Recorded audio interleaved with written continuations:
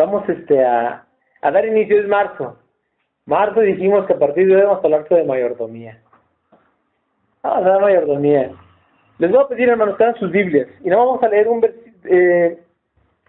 dos versículos, vamos a leer de la palabra de nuestro Dios. Es un libro bien fácil de encontrar, es Génesis. Y vamos a encontrar el capítulo más fácil de encontrar, que es 1. Bueno, perdón, es el 2. Génesis 2. Y vamos a leer nada más el versículo número 8. Génesis 2, versículo número 8. Y vamos a leerlo todos juntos, hermanos, este versículo. Génesis 2:8, dice la palabra de nuestro Dios, dice: y Jehová Dios plantó un huerto en Edén al oriente, y puso allí al hombre que había formado. Vamos a leerlo otra vez, hermanos. Dice: y Jehová Dios plantó un huerto en Edén al oriente, y puso allí al hombre que había formado. Vamos a orar, hermanos. Bendito Padre Celestial, te damos gracias, Señor, nuevamente, porque en tu poder, Señor, entendemos muchas cosas, Padre. Gracias por este lugar que nos das. Señor, por el poder que nos das, lo santificamos, Señor. Te lo entregamos a ti. Que todo lo que hagamos en este lugar sea para honrar y glorificar tu nombre, Señor. Que Ramos Arizpe te conozca, Padre Santo. Doble tus rodillas, que todo el mal se vaya, Señor. Que los habitantes de este lugar, en su corazón, deseen separarse del mal y buscarte a ti, Señor, solamente. No a nosotros, Señor, la sea la gloria, sino a ti, porque tú fuiste el que hiciste la obra, Padre bendito. Gracias te damos. Bendice esta meditación, Señor, en este momento, que seas tú el que hable, Padre Santo. Que el mensaje llegue claro a nuestros corazones. Purifica mis labios, Padre bendito, para que no sea nada estorbado de tu mensaje. Todo te lo pido por tu Hijo Jesucristo. Amén. Hermanos, cuando hablamos de mayordomía, siempre es algo interesante.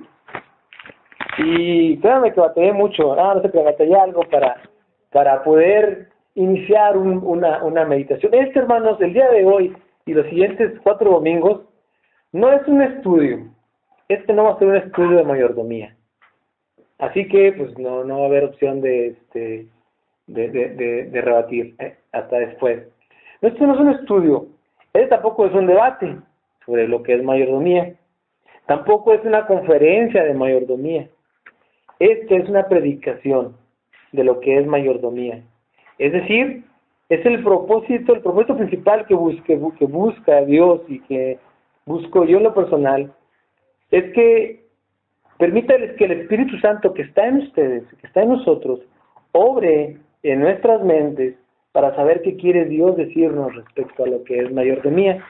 Les menciono, no es un estudio, no es un debate, no es una conferencia de mayordomía, es una predicación de lo que es mayordomía. Pero les mencionaba que es difícil hablar de mayordomía. El Señor me ha permitido observar, fíjense que yo les he mencionado que a lo largo de mi vida, casi los últimos 20 años, el Señor me ha entrenado a observar. Y siempre observar es interesante, porque es cuando uno aprende. Y he notado que no solamente en los cristianos, sino que en los seres humanos mexicanos, hablar de mayordomía no nos gusta. Dicen en el ámbito secular, porque nos han vacunado contra la mayordomía. Porque el que habla de mayordomía, a veces no nos da el ejemplo de la propia mayordomía. O a veces, hablar de mayordomía, estamos hablando de términos muy elevados. No nos gusta hablar de mayordomía, no nos gusta que nos hablen de mayordomía, porque naturalmente nos van a pedir algo. Siempre dicen, no, pues ya el hermano va a hablar de dinero. No, pues ya van a pedir cosas. No, pues es que Dios va a pedir. Bueno, eso lo vamos a poner en la lista así. No nos gusta hablar de mayordomía por eso. Además, creo hablar en el nombre de cada uno de ustedes, que no nos gusta hablar de mayordomía, porque como mexicanos no somos disciplinados. No somos disciplinados. Siempre hablar de mayordomía es hablar de disciplina. Y cuando nos implican una disciplina, batallamos. No, hermanos, es que en todos lados disciplina, en la escuela, en el trabajo, en todos lados disciplina, y no nos gusta. No somos un país, no somos un pueblo disciplinado los mexicanos.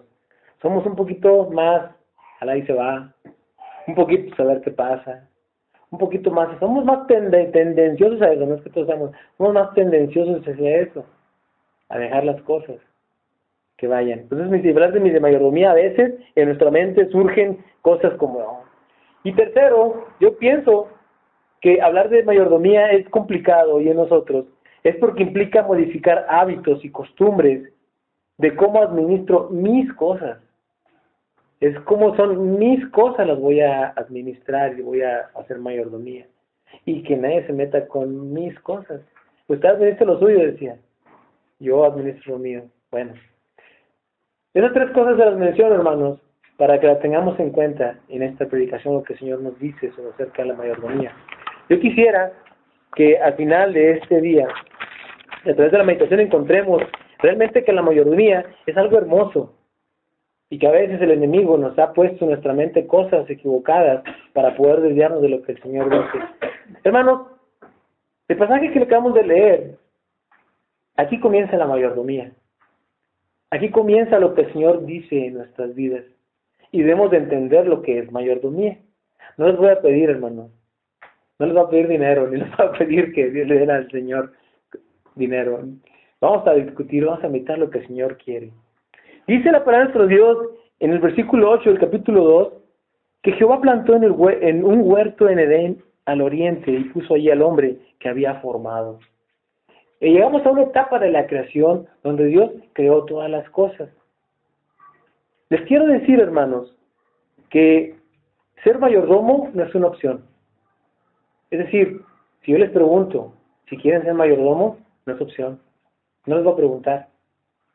Es un mandato del Señor. Es más, es un privilegio ser mayordomo. No es opción ser mayordomos o no. Es decir, no es opción decir, Señor, lo voy a hacer o no lo voy a hacer. Porque aquí dice la palabra de Dios que dice que Dios puso al hombre de algo que Él había formado. Ser mayordomo o mayordomía significa cuidar las cosas cuidar las cosas que no son nuestras. En la antigüedad existía el mayordomo en las casas grandes, donde el jefe, donde el patrón, el dueño de las cosas tenía un hombre de confianza y le encargaba todo. Vemos que José fue mayordomo de Potifar, que le encargó todas las cosas siempre. Todas las cosas tú las cuidas. Entonces, vemos que Dios, después de haber formado todas las cosas, dice la palabra de nuestro Dios, no lo digo yo, que Dios formó todo. Y después, ¿qué puso? Al hombre. Ahí lo puso. Puso al hombre. Y Jehová Dios plantó, dice, y Jehová Dios hizo nacer de la tierra, el versículo 9, todo árbol delicioso a la vista y bueno para comer, también el árbol de la vida, el medio del huerto y el árbol de la ciencia del bien y del mal. Y salía del Edén un río para regar el huerto, y allí se repartían en 4 brazos. Y después nos menciona esos hermosos ríos que tenía, que en la actualidad encontramos de los 4 que menciona, 2 sí los conocemos, por lo menos el Tigris y el Éufrates sí los conocemos. La última vez que estuve por ahí, vimos, en la escuela, veíamos que Mesopotamia, los orígenes, ahí nacían el Tigris y el Éufrates. Dice más adelante, en el versículo 19, Jehová Dios formó pues de la tierra toda bestia del campo, toda ave de los cielos, y los trajo a Adán para que viese cómo les había de llamar. Y todo lo que Adán llamó a los animales vivientes es el nombre. Lo interesante, versículo 15, por eso les menciono, ser mayordomo no es una opción. Versículo 15 de este capítulo dice, tomó pues Jehová Dios al hombre y lo puso en el huerto del Edén, ¿para qué? Lo labrase y lo guardase. No me respondan, pero cuando escuchamos la palabra mayordomo, ¿qué viene a nuestra mente? O cuando hablamos de palabra de mayordomía, ¿qué viene a nuestra mente? Quizás a nuestra mente viene, el hermano va a hablar de dinero, que tengo que dar mi diezmo. Cuando hablo de mayordomía es que tengo que darle de mi tiempo, que tengo que darle de mi carro, que tengo que darle de mi trabajo. Y no, mayordomía no es eso, hermano. Mayordomía es el trabajo que el Señor me está dando, cuidar todo. Cuidar todo. Yo defino mayordomía en estas 2 palabras bíblicas, labrar y guardar.